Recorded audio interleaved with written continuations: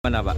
Ya, kami di Komisi 3 punya komitmen kuat untuk mendorong agar keadilan bisa terwujudkan tanpa ada pembeda terhadap siapapun. Kita tahu bahwa negara kita negara hukum yang demokratis, maka hukum harus jadi panglima.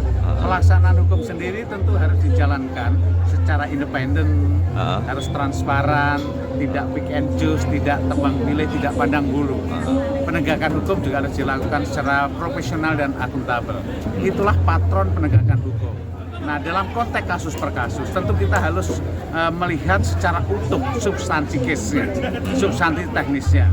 Hukum tidak bisa sembarangan diterapkan kepada setiap orang dalam setiap kasus. Pasti setiap kasus meskipun secara similar punya kesamaan, tapi pasti akan ada perbedaan-perbedaan. Yang terpenting bagaimana kemudian alat-alat bukti, kemudian keyakinan penyidik, keyakinan hakim di dalam menangani kasus ini juga menjadi penting.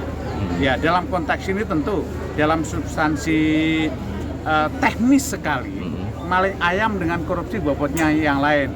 Nah, tapi adalah bahwa yang memang harus kita dorong, jangan sampai kemudian keadilan ini tercederai. Yang maling ayam dihukum, yang maling uang negara tidak dihukum. Nah, inilah yang harus kita dorong, dan kami Komisi 3 punya concern yang sangat kuat.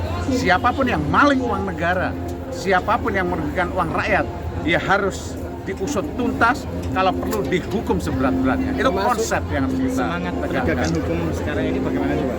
Dengan melihat kondisi seperti itu. Kami Komisi 3 selalu menyerap aspirasi dari masyarakat.